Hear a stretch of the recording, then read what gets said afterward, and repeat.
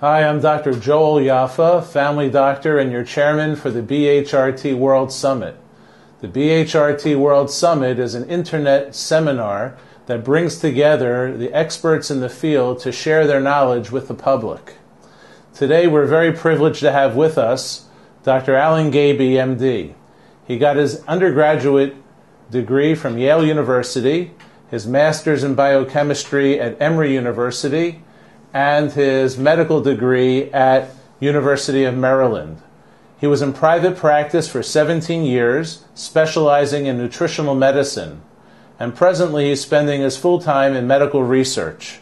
He's the past president of the American Holistic Medical Association. He's given expert testimony to the White House Commission on Complementary and Alternative Medicine. He is a contributing author of the Townsend Letter for Doctors, and he has written important books. One of them is Preventing and Reversing Osteoporosis. Over the last 25 years, Dr. Gaby has put together a resource for doctors on medical nutritional research papers that are able to be accessed by the public and by doctors. And Dr. Gaby is now completing a 30-year project of a textbook on nutritional medicine. It's really a wonderful pleasure to have Dr. Gaby with us. I've been reading his articles throughout my career, and it's a real privilege to finally get a chance to speak with him. Gaby, for being with us. Thank you, Dr. Yaffa. It's nice to be with you. We'd like to talk today about osteoporosis. Can you give us a little background about what osteoporosis is? Osteoporosis is porous bones. Porosis meaning porous or thin, and osteo refers to bone. It's one of the most common age-related problems in the developed world. In America, 30% of women past the age of menopause will suffer a fracture of either their hip or their vertebrae or some other bone in their body during their lifetime. It's a major cause of morbidity and even death. People following hip fracture, there's a higher mortality rate. So clearly it's an epidemic, and we think we have some ideas on, at least partly, what's causing the problem and some things that we can do about it. That it happens to women, and it happens to them mostly after menopause. So is there a hormonal component to it?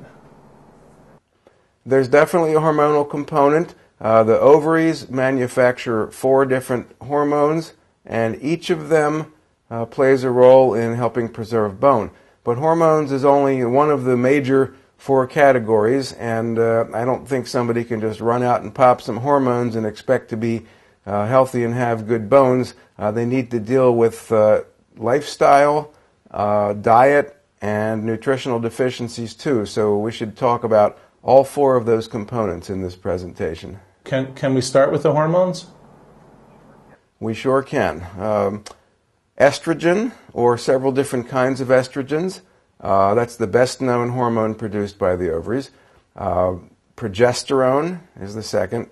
And then there are 2 male hormones. We might find it odd that females produce male hormones, but they do. DHEA, that's an abbreviation for one called dehydroepiandrosterone. That's why we abbreviate it and call it DHEA. And testosterone, of course. Testosterone is considered a male hormone, but the ovary manufactures small amounts of it, and each of these has been shown to play a role in preserving bone health. Now, as women reach menopause, the level of estrogen and progesterone and DHEA decline.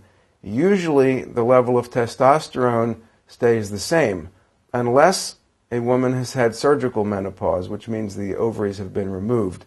In that case, as opposed to natural menopause where menstruation just stops with age, when you have the ovaries removed surgically, you don't make much testosterone anymore, and testosterone replacement therapy is an important component of the treatment. We find out that people are low in these 4 hormones, and then we give them the bioidentical, the identical hormones that they're missing.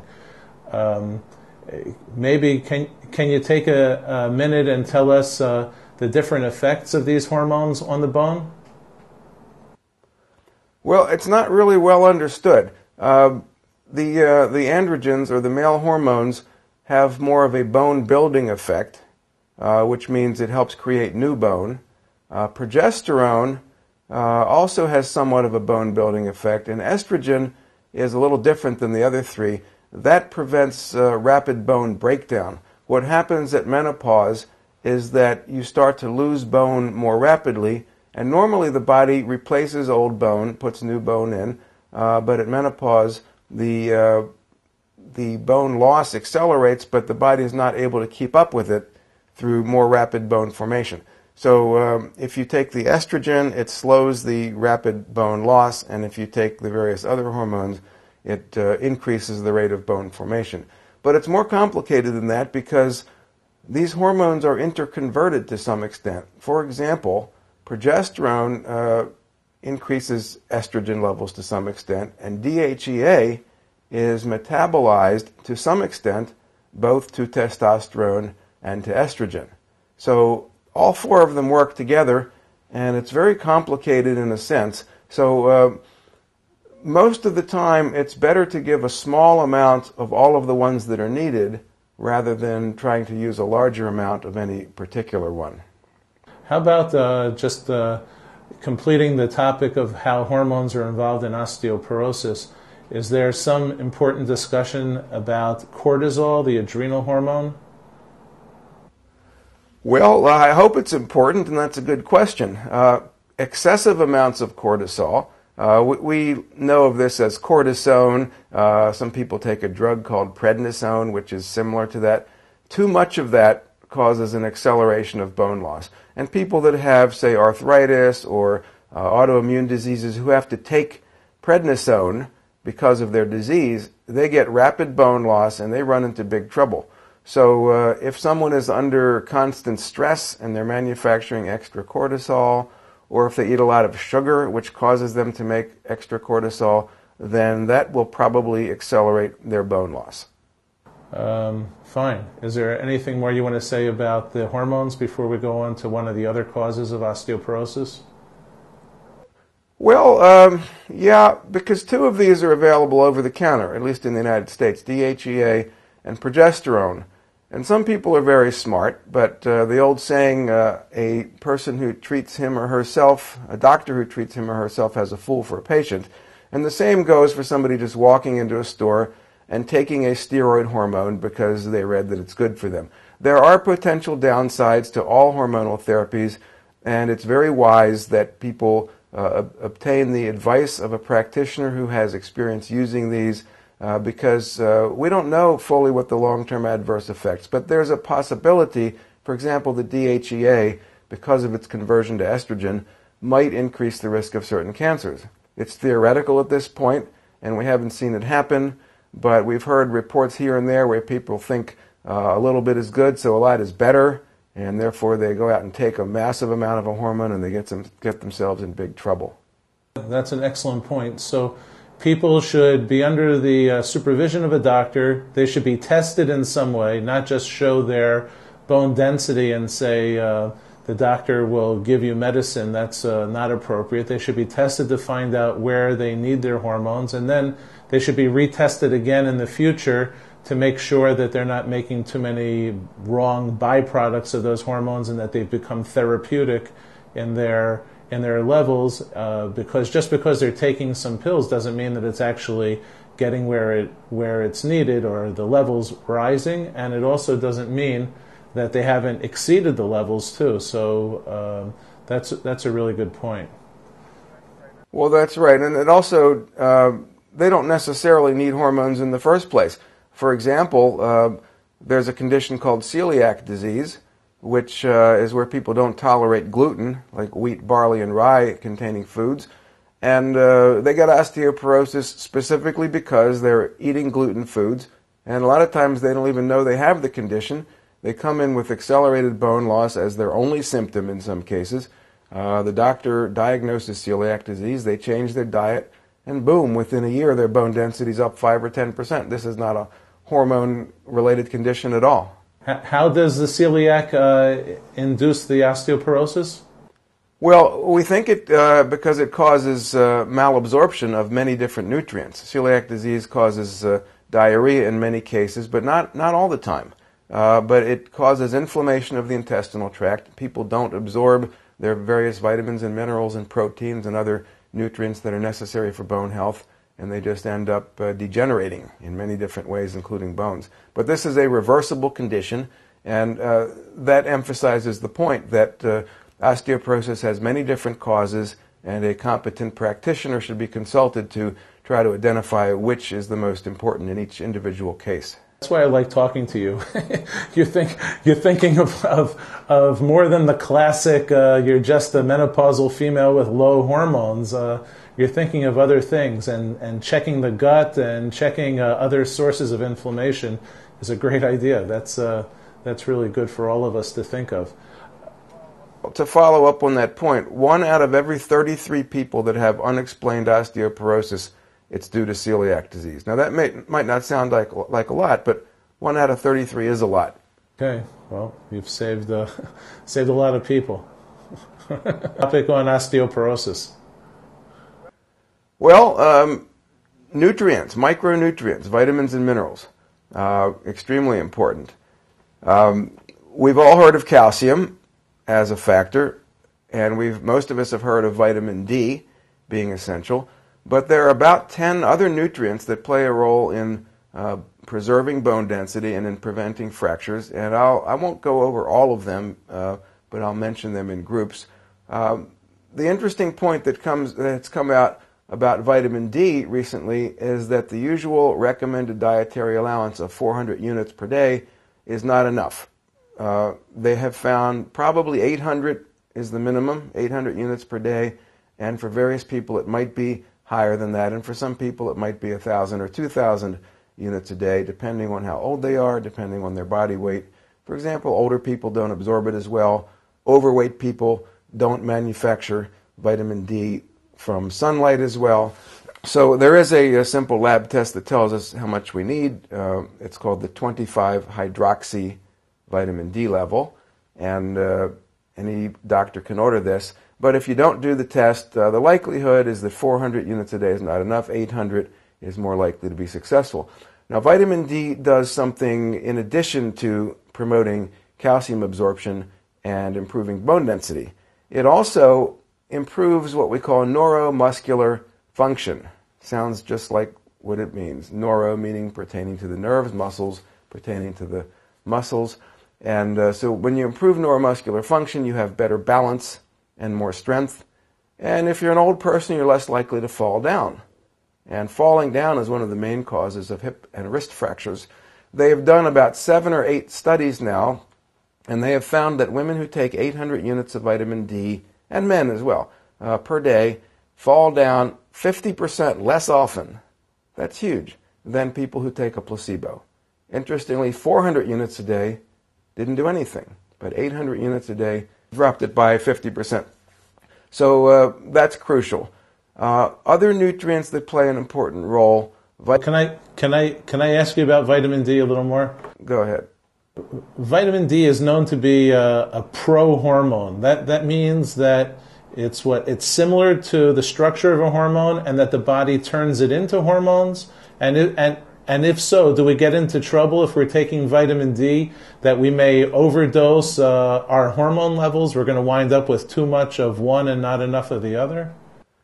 As far as I know, there is no interaction like you've described with vitamin D versus the other hormones that we've talked about, estrogen, progesterone, DHEA, and testosterone. It is possible to get vitamin D toxicity. You can take too much vitamin D and end up forming calcium deposits in your soft tissue and possibly accelerating heart disease if you take massive amounts. But I think we're above the level that most people usually take. So as far as other hormonal interactions, it's conceivable that some might be discovered at a later time, but none that I know of have been discovered as of yet. So you wouldn't expect somebody who has taking vitamin D supplements, according to what the doctor feels, which is being monitored by blood tests, would wind up having hot flashes or night sweats or aches and pains due to taking vitamin D? No, and to extend the analogy a little bit, cholesterol is very similar in structure to all of the hormones and to vitamin D, and nobody's worried that eating cholesterol is going to do that. So even though it does have some similarities, there's no major interactions that I'm aware of. Okay, great. Okay, what are some of those micronutrients you wanted to tell us about? Magnesium is crucial. People don't realize how important magnesium is, but there was a study done in your hometown in Israel about 15 years ago, and they looked at menopausal women, and they gave them magnesium by itself, no calcium. And 70% of the women in the study had an increase in their bone density. Now that's historic because almost all women lose bone mass as they hit menopause. In this study from magnesium by itself, 71% of the women had an increase in bone density. There have been other studies, not as dramatic results, but they confirmed the idea. In adolescent girls, for example, they supplemented their usual diet with some magnesium and they gained bone density much more effectively than girls of their own age who took a placebo. So magnesium is crucial. It's necessary to calcify bone. Also vitamin K. Vitamin K is known as the clotting vitamin, but it has another very important effect to produce a protein matrix in bone. And without this protein matrix, it's like the scaffolding upon which you put the bricks. If you don't have this proper protein matrix, then you can't calcify your bone. And they've actually shown that osteoporotic women and men with osteoporosis too have lower vitamin K levels in their bloodstream than people who don't have osteoporosis who are of the same age. We've also found that trace minerals play an important role, those being zinc, copper, and manganese. When they did studies, usually in women again, they gave them either calcium by itself or calcium plus zinc, copper, and manganese. And the change in bone density was much more favorable when they took the group of nutrients than when they took the calcium by itself. Finally, there are other trace minerals. One is called silicon, or silica, which plays a role in building bone, and strontium, which has been much more in the news lately. Strontium is a natural component of bone. It hardens the bone crystals, and when taken in large doses, it also increases bone formation. So there is some controversy on how much strontium one should take. You might have heard from various places that if you take about 600 milligrams a day, which is 200 or 300 times as much as what you get in your diet, that it will reduce the fracture risk. It does do that, but there's some concern that I have about long-term adverse effects of high-dose strontium. So I've been recommending more like the nutritional doses, like 6 milligrams a day. That dose hasn't been studied yet, but there's some reason to believe from animal studies and from circumstantial evidence in humans that that would be helpful too. Is strontium have something to do with the radioactive elements in our world, or it just sounds like something? You can have radioactive strontium, and I certainly wouldn't recommend taking that in pill form. The reason people know so much about radioactive strontium is that strontium has an affinity to bone. If you ingest strontium of any kind, either radioactive or non-radioactive, it will go to bone and it will stay there for decades and perhaps for your whole life. So back in the 50s when they were doing nuclear tests in the atmosphere and blowing radioactive strontium into the air, people were very concerned because they would get radioactive strontium inside their bones and it would stay there and radiate them. So yeah, that's a concern, but we're not talking about radioactive strontium here. Strontium occurs naturally in food about 2 or 3 milligrams a day, and it incorporates itself into the bone crystals, and it's kind of like fluoride in a way. Fluoride is probably dangerous in large dose. In moderate dose, strontium is very safe, and it does harden the bone crystals, and they did a study where people had 40% less fractures over a 3-year period if they took strontium than if they took a placebo. Okay. Well, I want to go back on magnesium. What form of magnesium and what dose is suggested? There's so many different forms out there. Everybody asks me, my patients, which one should they take? So You're in the field and the expert. What's your suggestion? As far as the amount to take, somewhere between 200 and 600 milligrams per day. I usually recommend 400 because it's in the middle. Some people seem to need more, and you can sometimes tell by various symptoms. Migraine headaches may get better, fatigue may get better, muscle cramps or spasms, vague symptoms like anxiety or insomnia will sometimes get better too. So you can titrate the dose partly on how somebody feels. If someone gets diarrhea, obviously it's too much. If they're taking a lower dose and they don't feel any better, you might try somewhat higher. So in the range of 200 to 600 milligrams a day is good. As far as what kind to use, there is a lot of promotional material out there from the various companies saying their form is better than others, but so far I've not found any good research that tells me not to use the cheaper version.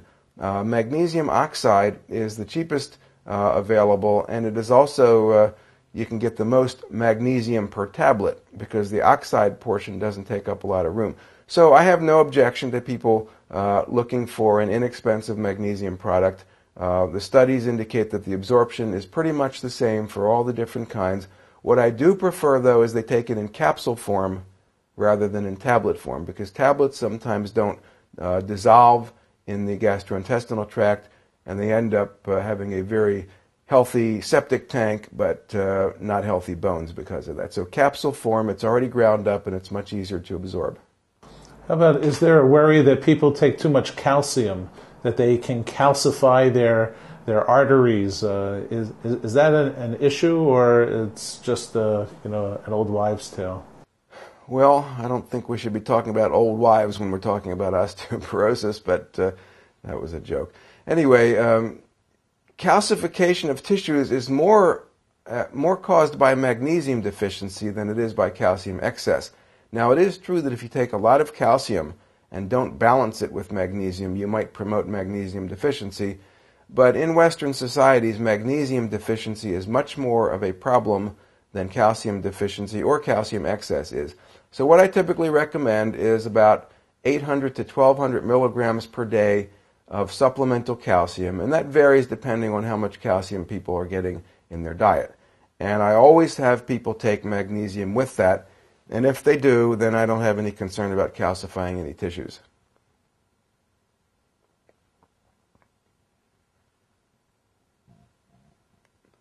Yeah, you can do that to animals. If you give them a magnesium-deficient diet, their arteries calcify, their kidneys calcify, other soft tissues calcify, and you really can't do that very well, if at all, by just giving them a lot of calcium. Okay. So we need to find a product that's going to put all this stuff together, or we should buy them all a la carte? Well, a la carte's going to be a lot of pills and a lot of fillers and binders and a lot of money. So I actually formulated a product that has all the nutrients.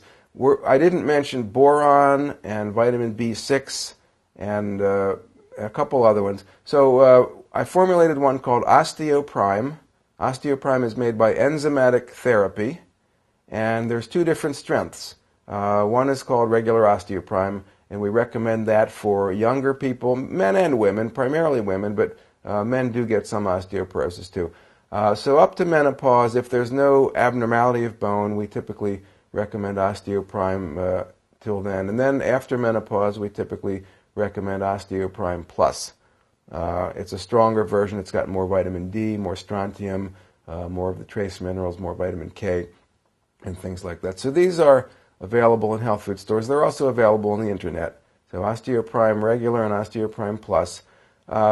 I can't think of any reason why people couldn't take this on their own, except somebody that's got kidney failure. Then certainly they wouldn't want to take anything without the doctor's advice. But just to be on the safe side, sometimes somebody's got some condition that we don't think of, and they shouldn't be taking any supplements. So it's always a good idea to check with the doctor and show them the product and say, is this okay to take? And 99.9% of the time they'll say it's fine.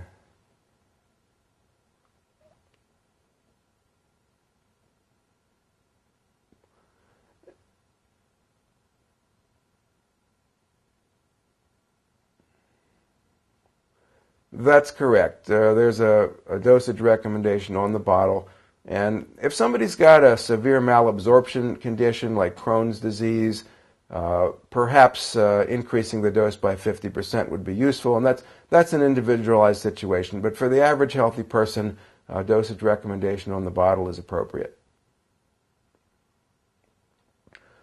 You can get the regular Osteoprime in either capsule or tablet. The stronger version, the Osteoprime Plus, is available only in tablet. Okay. I heard once that Art Linkletter, who's an elderly man but very healthy for his age. He's got to be, 95 now? Well, I remember him as a kid on television. That he grinds up all of his pills and takes it as a powder every day, and that's one of his secrets to success because of better absorption. Well, that's smart. And the company that makes Osteoprime Plus, Enzymatic Therapy, has done dissolution studies where they stir it in a artificial environment with a small amount of hydrochloric acid just to simulate the stomach, and a tablet passes the test if it completely dissolves in 30 minutes, and they did pass the test. But even so, if somebody's got a poor gastrointestinal system, capsules are preferable when you can get them, and I like what Art Linkletter does, grinding them up if somebody has the time and energy to do that. All right. You said that there's B6 in it, and I know that you wrote the book on B6, so is B6 special for bones, or it's just an added benefit? Well, bones are living tissue, and they have multiple nutritional needs, just like other tissues in the body do. Vitamin B6 deficiency will cause osteoporosis in animals. It's not one of the major factors in humans, but the vitamin B6 status of the average borderline healthy person walking around is marginally low. It's not grossly deficient, but it's not optimal either. So having a little bit of vitamin B6 is a good idea. It's present in most multiple vitamins and minerals, but if Osteoprime is the only thing that people are going to take, it covers most of the bases for bones as well as for a multi. Okay, and people don't have to worry about overdosing if they're taking a multivitamin and a B complex and Osteoprime. The general consensus is that 200 milligrams per day of vitamin B6 is the limit for guaranteed safety. Above that level, there's been some nerve damage reports that people have gotten. So the average multi shouldn't contain more than 25 to 50 milligrams of vitamin B6. And with the 25 milligrams you'd get in your 4 Osteoprimes per day, that keeps you under 100 milligrams. So that should be a good level of margin of safety. Okay, fabulous. I'm interested in hearing about foods because they probably are destructive and they could be constructive. So can we talk about them? Yeah, well, it's not as well researched, but we know, for example, that people who consume a lot of cola beverages have thinner bones. Colas have several factors. One is the sugar, and as I mentioned before, sugar raises cortisol, and too much cortisol is no good for bones. Number 2 is the colas contain phosphoric acid, which is a strong acid. You can put your pennies in there and dissolve all the dirt off of them after about a day. It's just a very strong acid, and when you ingest strong acid, the body has to buffer it. And where does it get the materials to buffer? From the bone. It takes the calcium out of the bone, and calcium is a buffering agent. So if you ingest large amounts of cola, you're going to start losing your calcium from your bone, and it'll come out in the urine. And then the third thing is carbonated beverages in general may have a mild adverse effect, not nearly as bad as colas, but there's a mild acidity to all carbonated beverages. And then the regular diet, whole grains, nuts and seeds, fruits and vegetables, all the good things that we heard from our grandmothers that are good for us. I mentioned all those different vitamins and minerals that are important. If we consume a whole foods diet, as opposed to lots of sugar and white bread and processed foods, we're going to get more of these micronutrients. And even though I recommend supplementing for preserving bone density, there's got to be some things in food that we haven't discovered yet that are important for bones. And you're not going to be able to get them in pills because we don't know what they are yet. So a healthful diet in combination with supplements is important. And check out if you have food allergies. We talked about celiac disease, which is a major allergy to gluten grains, but there may be other food allergies that inhibit absorption too. So the classic type of person that's food allergic, they had ear infections as a kid, chronic runny nose, migraine headaches, tiredness after they eat. They feel great if they fast, joint aches, swelling, things like that. If somebody has a classic syndrome like that in their history, then they are likely allergic to foods, and the foods that they're eating are probably inflaming their intestines and causing them not to absorb the nutrients well. So I always like to get people to find out what they're allergic to and change their diet. Has it been proven that it'll preserve your bones? No, but it makes a lot of sense, and I think there's a lot of good reasons to do that. Finally, don't overdose on meat.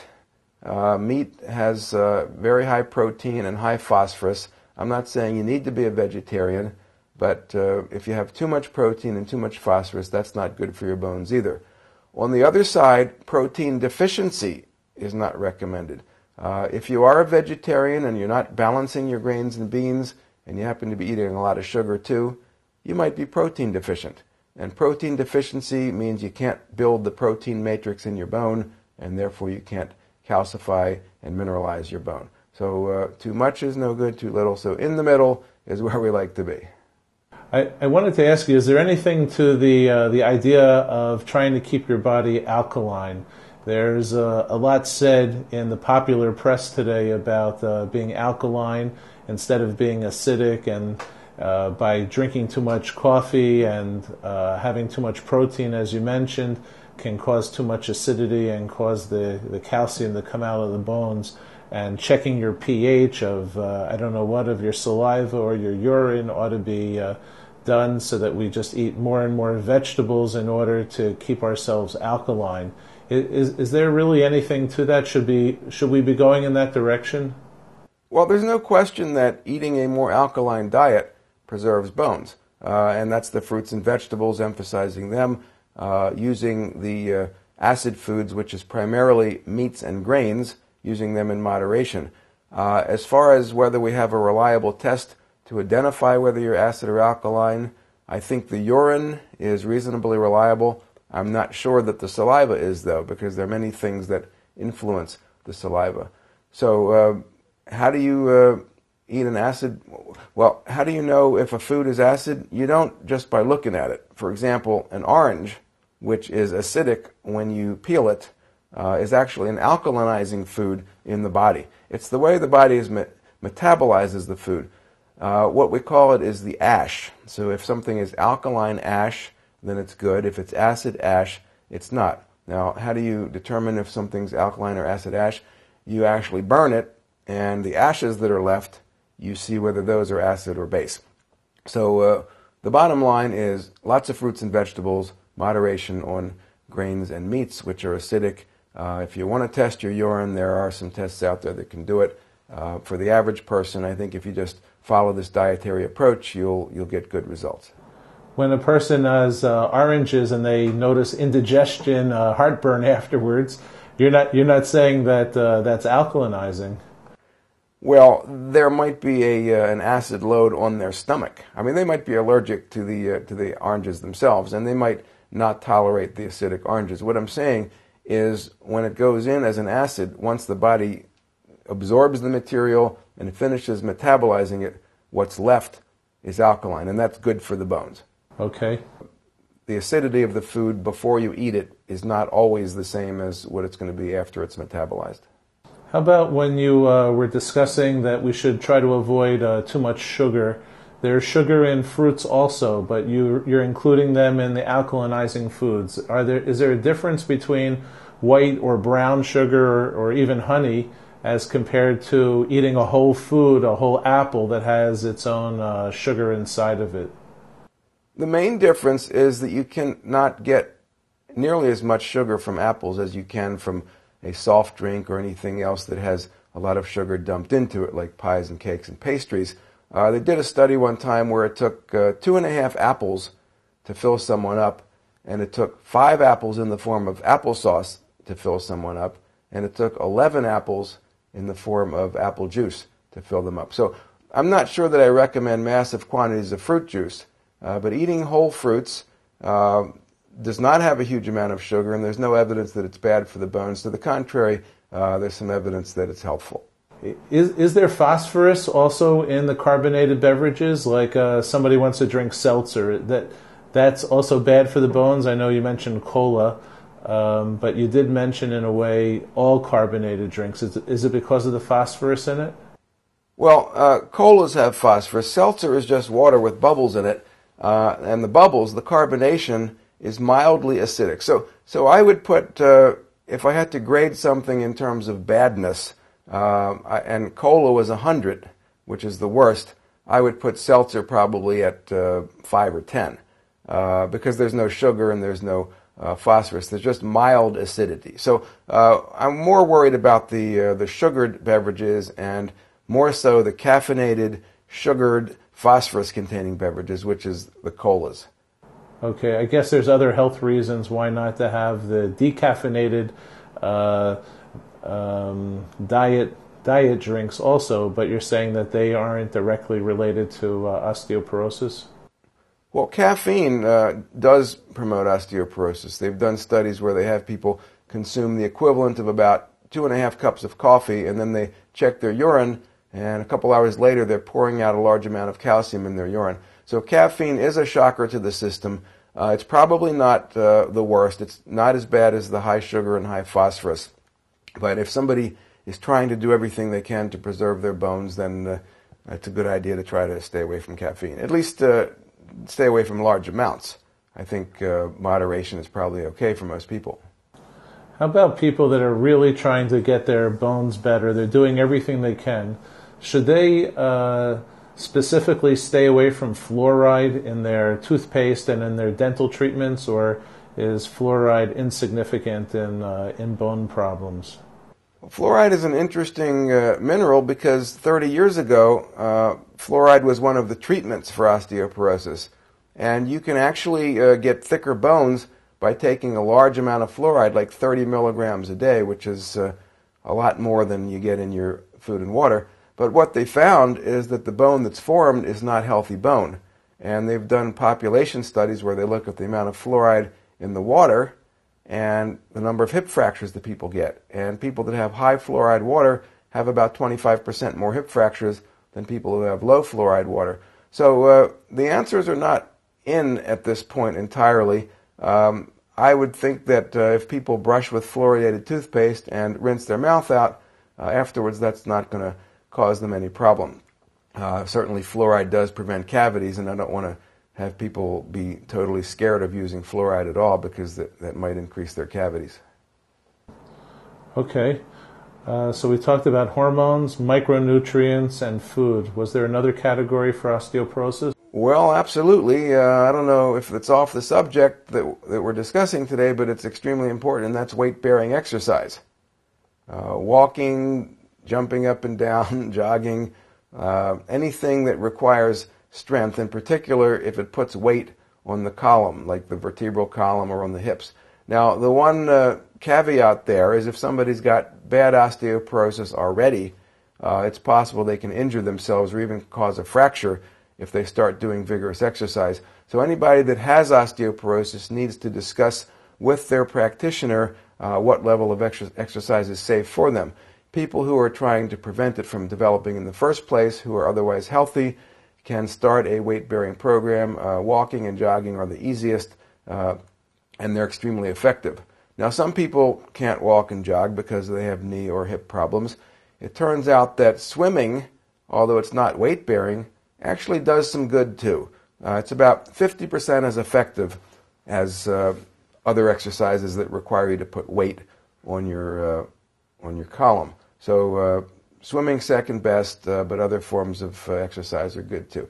And then just getting around and doing things. People that sit around watching television all day and sitting at a desk, that's kind of like being weightless out in space. Not quite as bad, but you need to be around and putting weight on your vertebral column and on your hips. So just walking around and take the steps rather than taking the elevator. Simple things like that in the long run will do you a lot of good. One other possibility. It's still theoretical, but you've been hearing lately about these toxic plastics like bisphenol A. That's been in the news that it might be causing cancer and diabetes and possibly heart disease. There's another plastic that is called phthalates, Phthalates, phthalates. And these substances leach into our food and water supply when we ingest food and beverages that are in these containers. We know that they have hormone-like effects. We know that some of them block the effects of androgens in the body, the androgens again being testosterone and DHEA. So we haven't got any definitive proof that these plastic residues cause osteoporosis, but they're bad news anyway, and it may turn out that we discover that they cause bone problems too. So I recommend people use glass and porcelain and stainless steel whenever they can, and try to stay away definitely from the number 7 plastic containers, and just try to avoid things that are packaged in plastic when you can. Mm-hmm. When you say that they get into the body and they can inhibit the effectivity of the androgens, testosterone, DHEA, does that mean that we could? I mean, if that's what you said, that we could. So the connection is good here.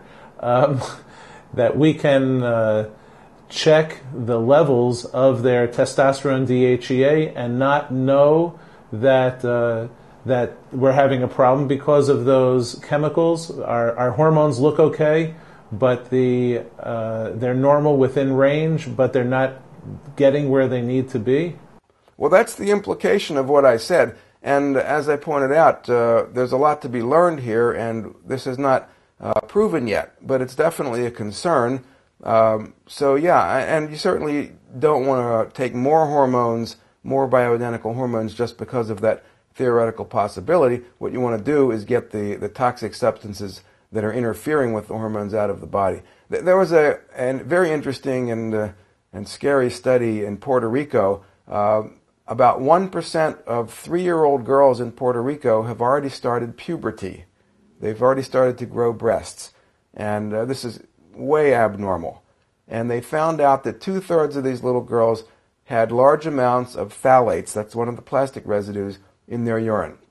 And when they compared that with little girls of the same age who had normal development, virtually none of them had high levels of phthalates in their urine. So there are weird endocrine problems that are being unearthed by the presence of these substances, and I would not be surprised if it turns out that osteoporosis is related too. As an aside, I didn't mention this, but osteoporosis is getting more and more common as the years go by. 100 years ago, or 120 years ago, it was extremely rare. Pathologists, when they did autopsies, they never saw these thin bones. It was only around 1920 that they started seeing it, and by 1950, it had become a major epidemic, and by 1980, there were twice as many cases in any given age group as there were in 1950. So something is going on. It's environmental and it's lifestyle primarily, and we need to discover as much as we can and try to reverse it. What age should women in particular start doing a bone density evaluation? Well, typically they recommend it at menopause, so you get a baseline there, because at menopause is when the level starts to decrease rapidly. So you want to get your baseline and then check it maybe 2 years later and see what's changing. If someone has a chronic disease, like Crohn's disease or celiac disease or some other condition that requires them to be on prednisone, then I would recommend they get it at a much younger age, because sometimes people in their 20s or 30s even have thin bones at that point. But for the average healthy person, start at menopause, and then if it's really strong, if you got strong bones at menopause, maybe you can wait 2 or 3 or 4 years to recheck it. But if it's borderline, then you want to stay on top of it more. Okay. When you were talking about exercise, is it sufficient to go and walk or jog or do some of that, or do you need some specialized class to help you strengthen different parts of your bones, different bones? Because walking itself is, or maybe jogging, is putting some stress, but it's not reaching all of the bones that that you might want to keep strong? The major bones that fracture are the hips and the spine bones, the vertebral column. And you put plenty of pressure on those just by walking, certainly more by jogging. There's little trampolines that people like to use. That's a very good one too. So yes, I would think that you put enough stress on those for the average healthy person to maintain strong bones. I wanted to ask also, the food that we're eating is still insufficient for giving us all those micronutrients and all of the minerals we still need on top of the food to take these supplements. That's what you're saying. It depends on the person. It depends on how healthful their diet is, how their overall health is, whether they have chronic diseases, whether they're on certain medications. There are people who can get by without taking supplements, but I think it's in the minority. Most of the people that I've seen over the years who had osteoporosis were making a reasonable attempt to eat well, and it wasn't until we added Osteoprime that they stabilized their bone loss, and about 30% of the time they reversed it. I have used hormones less often than I've used micronutrient supplements. Hormones are specific to the individual. I would say that I've used the nutrient supplement close to 100% of the time in people that had osteoporosis, and hormonal therapy more like 30 or 40% of the time. So we've seen reversal of bone loss either with Osteoprime by itself or with the combination of the hormones plus the micronutrients. I don't recommend hormone therapy by itself because hormones will stimulate the body to do something good for itself, but if the nutrients aren't there, the stimulation will be ignored in a sense. Okay. Since I have your ear, I want to tell you a recipe that I tell my patients to help build up their calcium in their bones, and tell me if we're going in the right track. I know that you like to keep things as natural as possible. I tell them to drink almond milk that they make themselves, and this is what I tell them. I tell them to take a cup of raw almonds and soak them overnight so that the toxins on the outside of the brown tannin get into the water, and then in the morning throw out the water. Then in a blender they put in there 1 cup of almonds and 4 cups of water, and they blend it. It's not very tasty, and there's still small pieces of almonds, so people need, if they don't want to drink it that way, they pour it into a cheesecloth, or we pour ours into a pillowcase and then squeeze it like we're milking a cow and get that white liquid, and put that back into the blender and add 5 or 10 dates for the sweetness without the pits. If we like the taste of coconut, putting in dried coconut has got great fats for our bodies, for our hormone system. And then in our family, we add any kinds of fruits, frozen berries, or anything that we can find, and blend it up again. And that's something that we take a drink of. It gives us, at least in my estimation, good calories, good fats, good proteins, and good, I think, digested calcium for our bones. What do you think about that? Well, I think for overall health, a raw food cocktail like that is wonderful. I think there are things in there that you'll never get in a vitamin pill.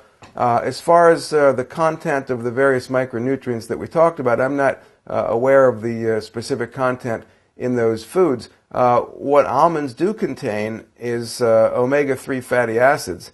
And I didn't mention that actually, but omega-3 fatty acids do have some beneficial effect on bone too. So I can't comment for sure how effective that will be for osteoporosis, but I think it's very good for overall health. Okay, great. You didn't pop my bubble, so that's fine. Okay. Since I have you, maybe you could tell me what is your day like? Because now you're not treating patients. You're giving the rest of us what medical research is telling, so that we can base our practice. Take us through a day of yours. Do you sit and read books, or do you talk to other people? How does a medical researcher conduct his day?